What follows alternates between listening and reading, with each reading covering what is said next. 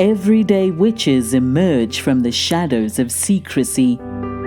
Broom closets are flinging open and witches are taking flight. Whether you are hiding in your cozy closet or flying with pride, stay for a spell as Witchcasting with Theodora Pendragon and her guests share magical moments, stir the cauldron, and debunk misinformation and misconceptions about paganism, witches, and our wonderful world of magic.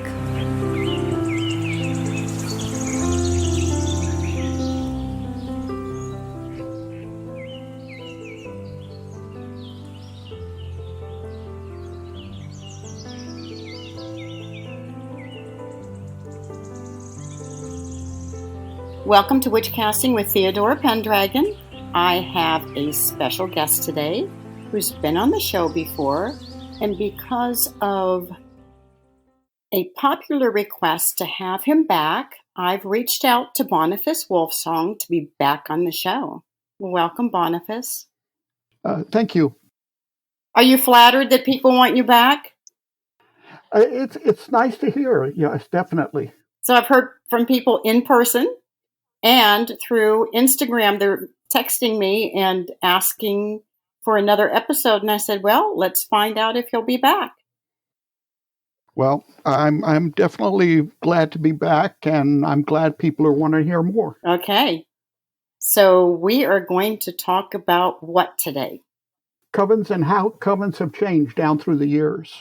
And you have some experience with covens, don't you? Yes, quite a bit. How many covens have you had? Well, I've had 2, but I've been a member of 3. So I do have some experience both in joining and in creating covens. Which one would you like to talk about first? I'd like to talk about joining a coven. Okay. And when I joined my first coven, we actually didn't call it a coven at first. We called it a study group. And it was a kind of a way to get to know one another first before actually doing any ritual or anything like that. But it was before the internet, so it was quite different joining a coven back then. I had to I put an ad in the classifieds in a newspaper, a physical newspaper, and I titled it Crafty with a question mark. And I said, if you're a member of the old craft, I would be interested in talking to you. And I got quite a lot of phone calls because I put a phone number. There was no internet at the time. And a lot of people thought I was looking for arts and crafts type of thing. But I did get one call from a lady that had a coven, and we got together and met, and that's where I met my first 3 Wiccans. And I was introduced to that coven atmosphere through them. But I had contact them through the classified ads in the newspaper. So it was quite different than today. And what was that like as far as meeting her and deciding that you wanted to join her coven? Actually, I didn't join her coven. What I did was talk to them, ask them about what covens were like. They filled me in a lot on how to find a coven. And then I went to a bookstore and put a card up on the bulletin board in a bookstore. Then I met some people that were interested in creating a study group. We started the study group, and eventually, I don't know if we ever called it a coven. We called it a study group for a long, long time until we started doing rituals. And then once you started rituals, did you decide that, well, this must be a coven? I did. They said, okay, call it a coven if you want, but it's still just a study group, although we did rituals. Interestingly, we weren't all Wiccan. One member was a liberal Catholic priest, another one was a Kabbalist, and another one, she had studied medieval literature and had a degree in that. And I was coming from the Wiccan perspective. So we did that for quite a number of years. If I remember right, about 10 or 11 years. And then I decided to create my own coven And after that, a second coven. Each of those lasted, the first one about 9 years, and the second one about, if I remember right, 10 years. The covens tend to last good time if they're successful. Tell us how you started the first coven. The first coven, I actually started putting a TV program together for public access, and it was airing in San Antonio, so a lot of people were interested in it. Because of the interest in that, the feedback I was getting, I began a workshop at a local bookstore. And it was a 2-hour workshop once a week. And a lot of people started coming to that. Of course, this was early on, still before the internet. So I was essentially the only game in town for finding out this kind of information. So I got quite a lot of people. It was a small room. We used to pack the room pretty well. And then from that, people started asking me to create a coven. So I did. We started a coven. My ritual experience comes from a background in Freemasonry. So I had a lot of experience on how to conduct ritual because I did learn how to do it through a Masonic education. And then you started another coven. But let's talk about how that coven ended before the next coven started. Well, essentially, after about 9 years, I felt that I didn't have any more to teach them. We had covered the ground fairly well, and I said, it's time for you to branch out on your own. And I withdrew as a priest, and they took over and went off on their own. 9 years is a successful coven. Yeah, I've read in a couple of books, one book especially about an author that lives here in San Antonio, that her covens usually last, she says, 2 to 3 years at the tops. So I'd say 9 years was pretty successful. And we did have covens that branched off from those 2 original covens. So even though I only was priest for 2 of them, there were other covens that branched off from them. So the first one lasted 9 years. How long did the second one last? 10. 10. Thereabouts. And I think they lasted that long because I had been experimenting, as we covered in previous interviews. I'd been experimenting for a very long time. I started my experiments in witchcraft in 1973. I remember the year. And because I experimented so much, I had developed a certain skill set and how to train people in astral projection, lucid dreaming, controlling dreams, and how to focus energy and direct it. So there was a lot of training involved. Can you tell us a little bit about the downside to having a coven? Yeah, the downsides, I guess. See, we started the covens essentially because we were friends. I think the most important thing that has to be considered in starting a coven is, do you have a good relationship with one another as human beings, as people? If you don't have that friendship, it makes it very difficult to work together in a coven. So we started as friends, and then the person with most experience, which happened to be me, instructed others on how to proceed with certain techniques in the witchcraft. The problems with covens is you get sometimes some minor rivalries between coven members. Who's a favorite? Who's progressing more? Am I getting the information that the other person's getting? And you kind of have to learn quite a bit of diplomacy as a priest or priestess on how to resolve these issues between human beings that have their own, failings and insecurities. Diplomacy it's a rough trick to master. Once you got that, you're able to work together. I guess that's the biggest detriment of a coven is sometimes you do have these petty jealousies that crop up. And I guess that's to be expected whenever people work together, especially for a long time. How many members were in your covens? It started out with me and 2 others, and then it grew. We limited it at 13, just because that was the traditional number. And it did get, I guess, a little crowded. We met in one another's homes. And at 13, that's pretty much the limit for a room in a house, a regular house. So that's how many we had at the end of them. You all started as friends. Now, what would you tell someone who's trying to find a coven and they want to join any coven or to gain more experience? Would you recommend that they get to know the people before asking to join the coven? Definitely. I guess that's the hardest part, especially because of the internet. We tend to do a lot of things by texting online.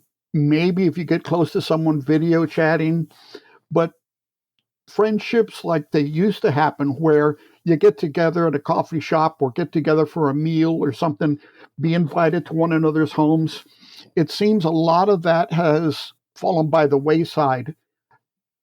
Even when you do get together, people tend to get on their phone and they're not fully focused on what's happening at the moment. And that presents problems. Cell phones were just coming into vogue when my first coven started.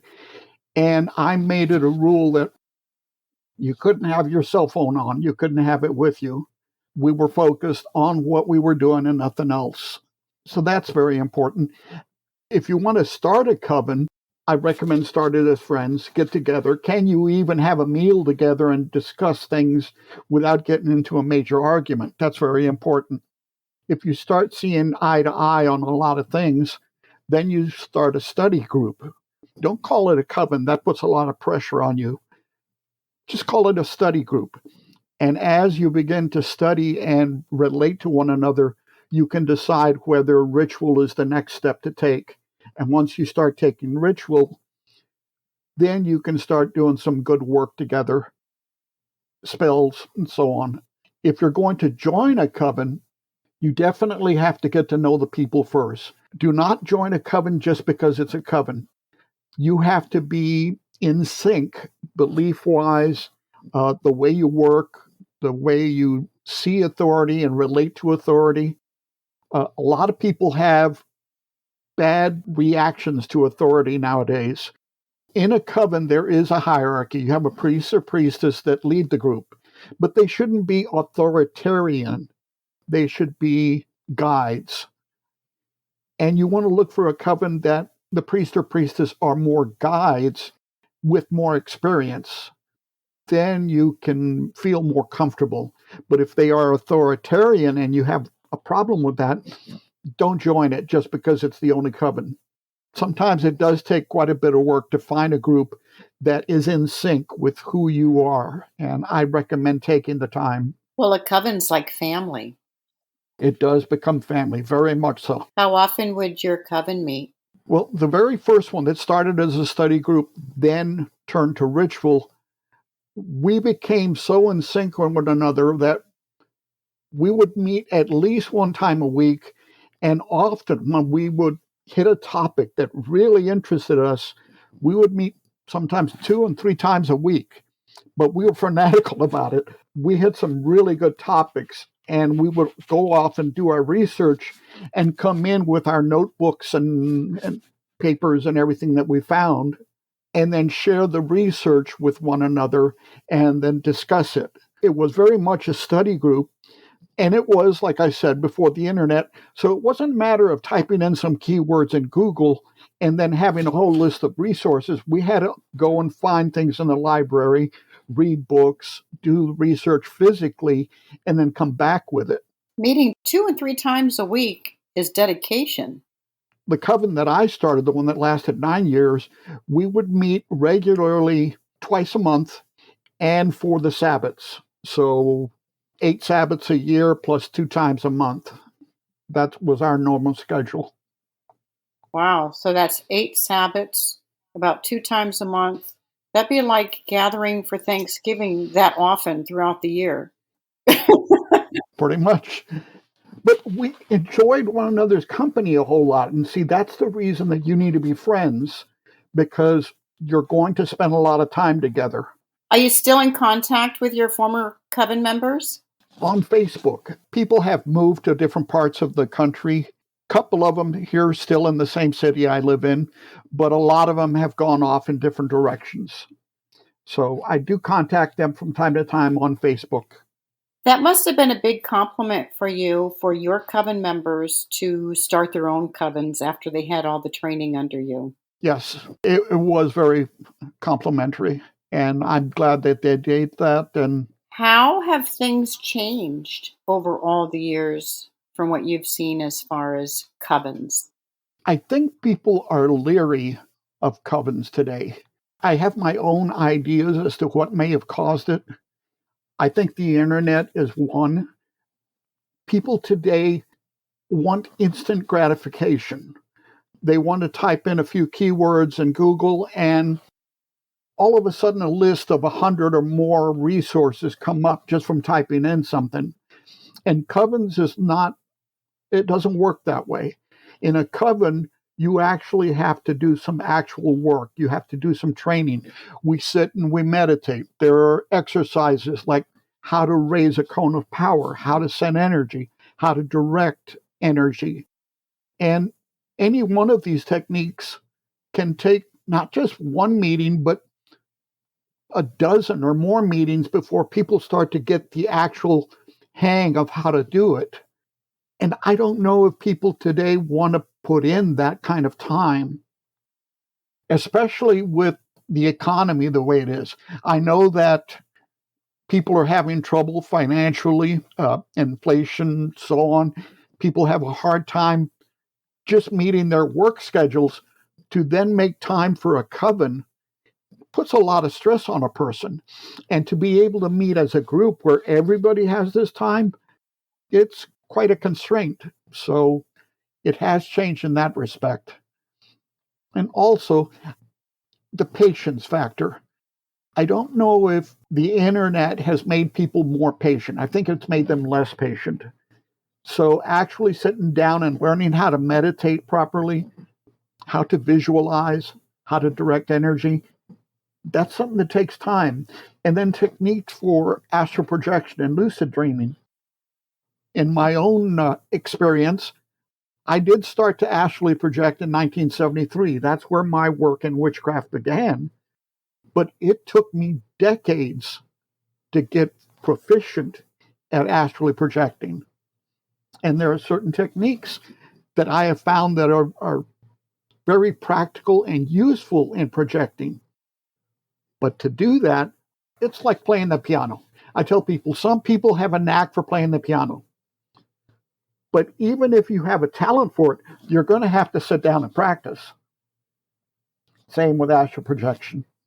Do you have a desire to start another coven at this point in your life and with all your experience?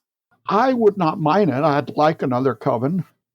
I always found it very interesting and rewarding more than anything else. But it doesn't seem I can find the people that are willing to devote the time to it. I've had people ask, and we start a lesson plan, and then they drop away after 2 or 3 months. They go, "This is a lot of work." Yep, it is. No doubt about that. Do you think they go into it thinking it's a party? No, not that so much. I think they go into it and thinking that somehow I'm going to be able to bestow upon them these skills. It's like you go to the drive-up window and say, I'd like astral projection, please, with a double side of fries, and say, here it is. No, it doesn't work that way. Well, that's what you mean by instant gratification, right? Exactly. And because it's not instant gratification, now I've taught the technique of astral projection for many, many years. And some people, after the first time, come back and they're amazed. They go, wow, it worked right away. I said, terrific. But then other people are going, I've been doing it for a year, 2 years. I still can't do it. I said, keep at it.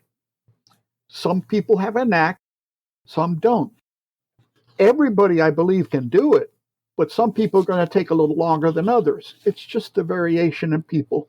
Going back to the public access TV, what did you talk about on that program? Oh, I talked about everything. What I would do is film little segments. I had a camera installed on my wall. I had a camera bracket, and I had it screwed into my wall. So if I had an idea about something, I'd immediately go turn on the camera, film the idea, talk about the topic, finish it up, and then turn it off. Whatever occurred to me at a certain moment, I would just film it.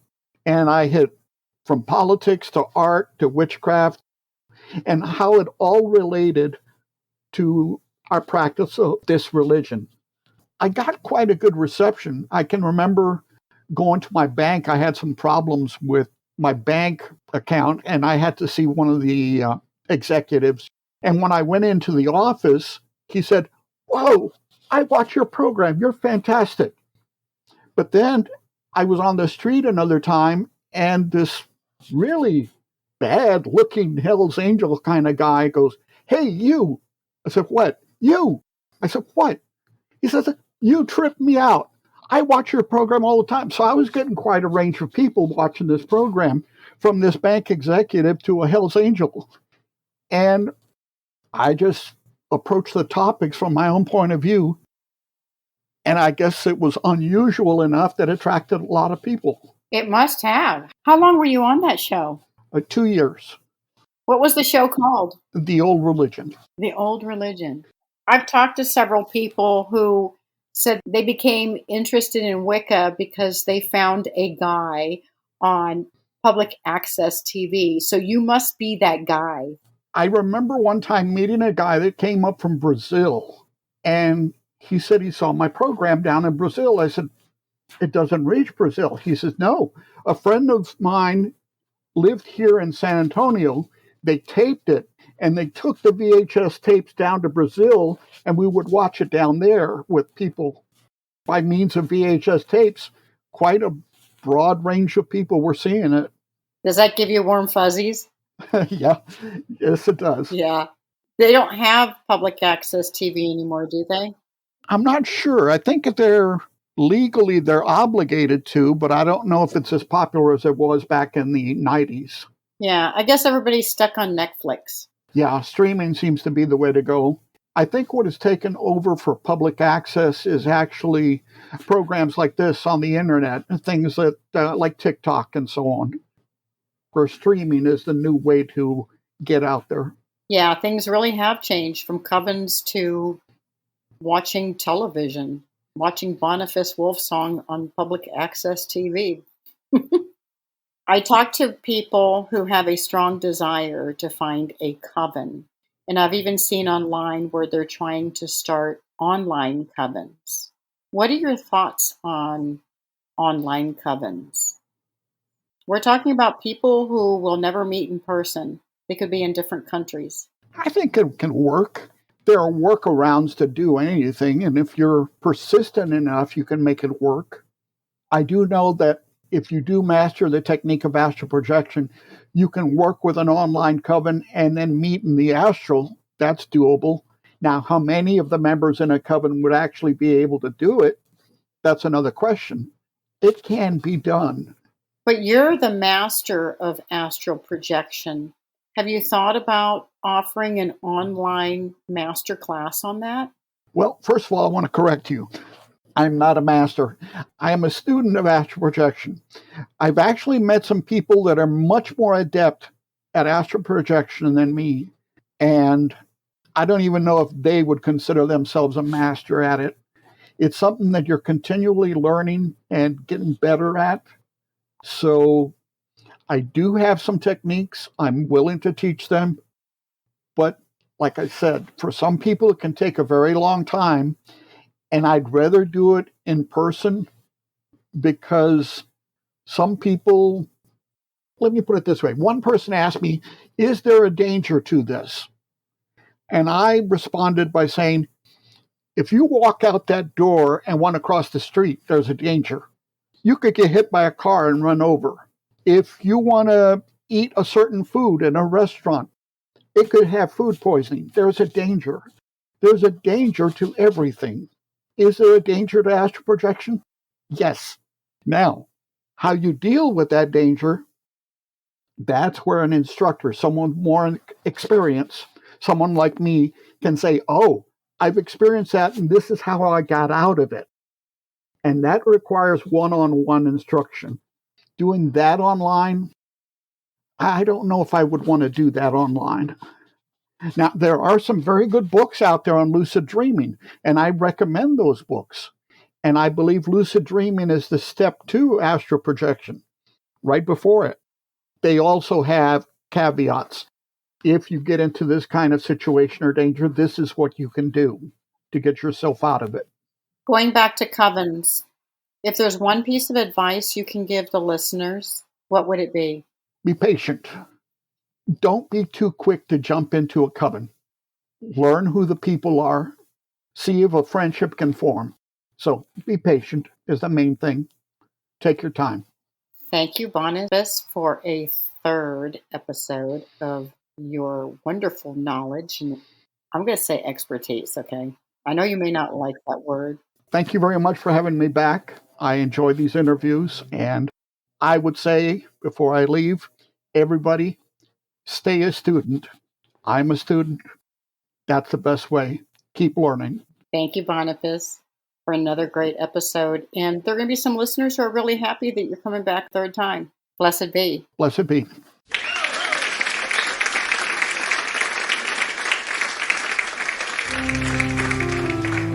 Thank you for joining us for Witchcasting with Theodora Pendragon. Have a burning question or have a topic you'd love Theodora and her guests to discuss on the show? Contact her through Instagram at Theodora Pendragon. If you enjoyed this episode, make sure to subscribe so you don't miss the next one. And help us spread the word by leaving us a rating and review and sharing it with your friends. See you next time, and may your magic always shine.